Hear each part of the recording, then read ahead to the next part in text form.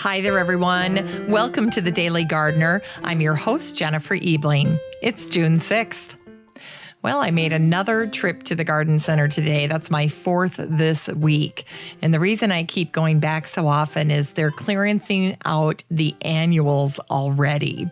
And when it comes to spending money out of my garden budget, I try to be as frugal as possible with my annuals. I'm not too picky when it comes to the type of annual. I generally just try to buy purples and pinks with a few whites. Today I was getting annuals in the large pots for just $3 a piece. I was standing there filling up my cart while everyone around me was buying all of the full-priced annuals. Go figure. Here's today's brevities. Today, June 6th, is National Gardening Exercise Day. As I mentioned in a previous show, many people think of calming, relaxation, beauty, food as the reasons to garden. But don't forget, it's a workout. So you can celebrate that workout on National Gardening Exercise Day today. It's the birthday of Andrea Cesalpino, the Italian physician, philosopher, and botanist, born on this day in 1519. Cesalpino helped establish botany as a science, and he did great initial work classifying plants. Unlike many of his peers who were classifying plants based on their medical properties or even alphabetically, Cesalpino classified plants according to their fruit and seeds. He also enjoyed plant exploration. He loved to go out into the field, collecting specimens for his 2 herbariums. One had over 700 specimens that he dedicated to the bishop, and it survives still today at the University of Florence in Italy. In 1583, Cesalpino wrote a book about plants. It's considered the very first textbook of botany. Unfortunately, Cesalpino included no illustrations in his book. He wrote that he didn't think they were necessary. One of the consequences of that decision is that today, Cesalpino is less well known than many of his contemporaries. And it's the birthday of Cleo Virginia Andrews, better known as V.C. Andrews, born on this day in 1923. Her most popular series of books all had a garden theme: Flowers in the Attic, Petals on the Wind, If There Be Thorns, Seeds of Yesterday, and Garden of Shadows. Out of that first series of books, Flowers in the Attic is the book that she will forever be known for, a tale of 4 children locked in the attic of a very wealthy Virginia family, and it just gets worse from there. Tonight, from 6:30 to 8 p.m., Gordon Hayward is going to be giving a talk at the Westminster Institute. His lecture is called The Intimate Garden. Hayward and his wife, Mary, have created a garden around their 220-year-old farmhouse. For the past 36 years, they've integrated its design with the house and the surrounding landscape. Gordon's talk will be illustrated by slides, and it will follow the itinerary of their garden and its 14 rooms or spaces. As Gordon said, it's a practical lecture.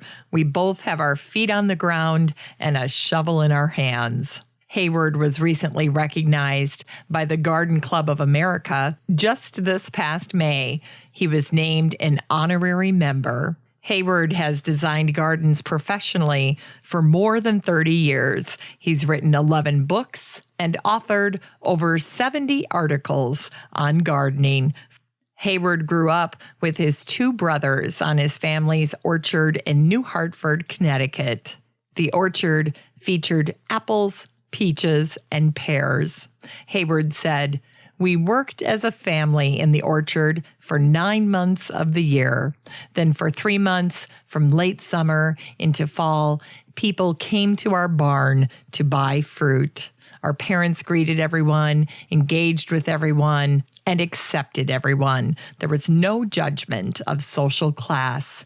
I carry with me the openness and acceptance of their world, traits that have influenced how I interact with students when I was teaching and with clients when I became a garden designer.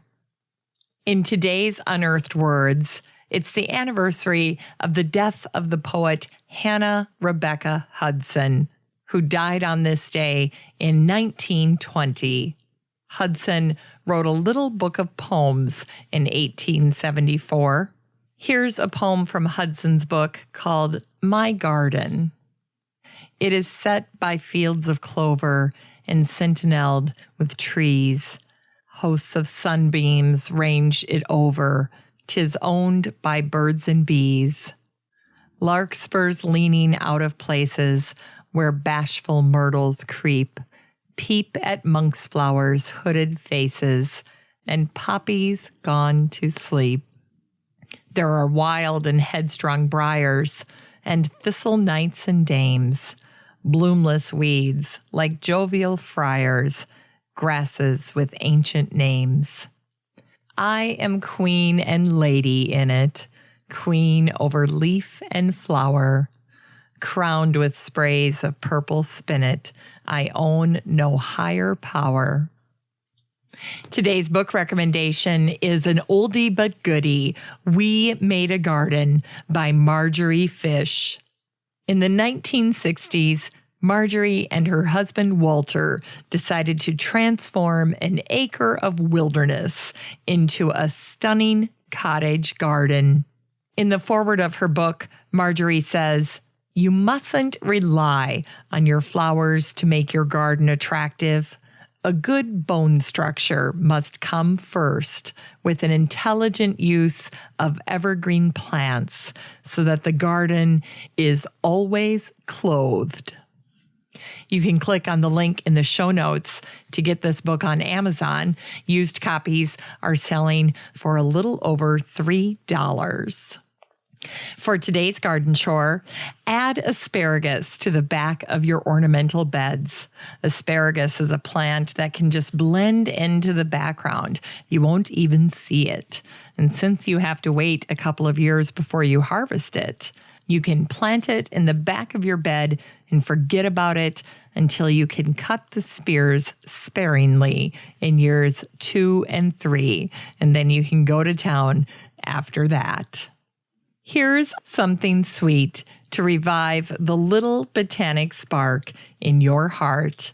In 1923, the territorial legislature of Hawaii designated the hibiscus as the floral emblem. In 1973, Hawaiian Airlines introduced its new corporate image consisting of the state flower, the hibiscus, combined with the profile of an island girl. The symbol was named Pualani, meaning flower of the sky. Thanks for listening to The Daily Gardener, and remember, for a happy, healthy life, garden every day. The Daily Gardener is produced weekdays in lovely Maple Grove, Minnesota. You can find complete show notes over at thedailygardener.org, and be sure to share the show with your garden friends. You can find The Daily Gardener on all your favorite social media, Instagram, Twitter, and Pinterest, and of course, Facebook. While you're over at Facebook, don't forget to join the Daily Gardener community. Just search for these 3 words, Daily Gardener Community. The group will pop right up and then request to join. Finally, I want to thank my team at Podfly Productions, where my fabulous editor is Eric Begay. Have a great day in the garden, and we'll see you tomorrow.